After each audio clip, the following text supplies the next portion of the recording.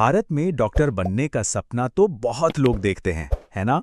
लेकिन ये सफर जितना सम्मान वाला है, उतना ही मुश्किल भी। तो आज हम इसी सफर का एक सीधा और साफ रोड मैप देखने वाले हैं, जो पहले कदम से लेकर मंजिल तक का रास्ता दिखाएगा। ये बात हम सब ने कहीं ना कहीं जरूर सुनी होगी, और ये सिर्फ एक कहावत नहीं है। भारत में डॉक्टर का पेशा सेवा भाव से बहुत गहराई से जुड़ा हुआ है। मतलब ये एक ऐसी जिम्मेदारी है जिसे चुनने का मतलब ही ये है कि लोगों की सेवा ही सबसे पहला लक्ष्य हो। तो इस पूरे सफर को अच्छे से समझने के लिए हमने इसे 6 जरूरी पड़ावों में बांट दिया है। हम एक एक करके इन सभी पर बात करेंगे ताकि पूरी तस्वीर एकदम साफ हो जाए। तो चलिए पहले पड़ाव से ही शुरू करते हैं। देखिए, एक सफल मेडिकल करियर सिर्फ पैसे कमाने का जरिया नहीं होता। इसकी बुनियाद ही दूसरों की सेवा करने के गहरे संकल्प पर बनती है, और इसी सोच के साथ इस रास्ते पर आगे बढ़ना होता है। अब बात करते हैं कि इस सफर की नींव कहाँ रखी जाती है। ये नींव स्कूल में ही तैयार होती है। तो आइए देखते हैं कि 10वीं और 12वीं क्लास में कौन से अकादमिक कदम उठाना सबसे जरूरी है। तो पहला कदम है 10वीं क्लास पास करना। इसमें भी साइंस और इंग्लिश जैसे सब्जेक्ट्स पर खास ध्यान देना होता है।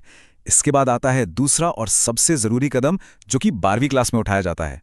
12वीं में ये जरूरी है कि साइंस स्ट्रीम ही चुनी जाए। इसमें भी फिजिक्स, केमिस्ट्री और बायोलॉजी यानी पीसीबी का कॉम्बिनेशन लेना होता है।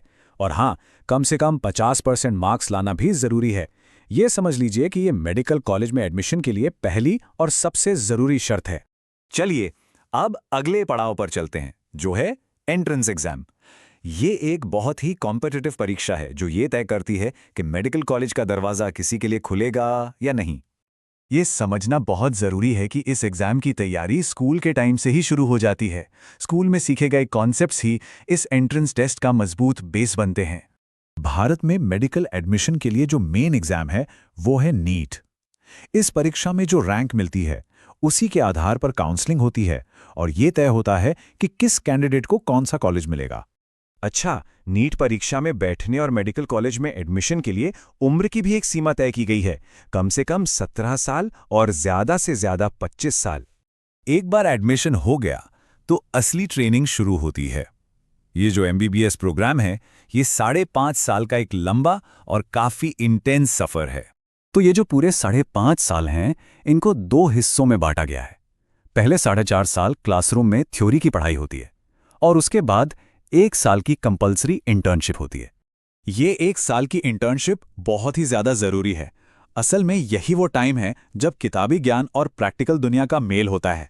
क्लासरूम में जो कुछ भी सीखा होता है उसे असल मरीजों के साथ काम करते हुए इस्तेमाल किया जाता है। और जब ये 5.5 साल की कड़ी मेहनत सफलतापूर्वक पूरी हो जाती है, तब जाके मेडिकल काउंसिल ऑफ इंडिया की तरफ से आधिकारिक तौर पर डॉक्टर की डिग्री दी जाती है। चलिए अब बात करते हैं एक बहुत ही प्रैक्टिकल पहलू की। मतलब इस डिग्री को हासिल करने में कितना खर्चा आता है, क्योंकि सरकारी और प्राइवेट कॉलेजों की फीस में बहुत बड़ा फर्क होता है। तो सवाल यह है कि डॉक्टर बनने के सफर में फाइनेंशियल इन्वेस्टमेंट कितना लगता है। चलिए इसे आंकड़ों के साथ देखते हैं। अब यहाँ जो बात सबसे ज्यादा ध्यान खींचती है वो है इन दोनों के बीच का जमीन आसमान का फर्क। सोचिए, जहाँ एक सरकारी कॉलेज की सालाना फीस लगभग 2 लाख रुपए हो सकती है, वहीं प्राइवेट कॉलेज में ये 20 लाख या उससे भी ज्यादा हो सकती है। यही वजह है कि नीट में एक अच्छी रैंक लाना इतना ज्यादा मैटर करता है। और अब हम आ गए हैं अपने रोड मैप के आखिरी पड़ाव पर। मान लीजिए एमबीबीएस की डिग्री मिल गई, तो इसके बाद एक डॉक्टर के पास आगे कौन कौन से रास्ते होते हैं? तो देखिए, मोटे तौर पर 2 विकल्प होते हैं। या तो तुरंत एक जनरल प्रैक्टिशनर के तौर पर काम करना शुरू किया जा सकता है, जैसे अपना क्लिनिक खोलना या किसी अस्पताल से जुड़ना।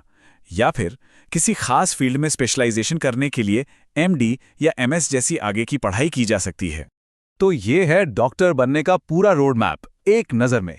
10वीं से शुरुआत करके 12वीं में सही सब्जेक्ट्स चुनना, नीट क्वालिफाई करना, फिर 5.5 साल की ट्रेनिंग पूरी करना, और आखिर में अपने करियर की दिशा चुनना।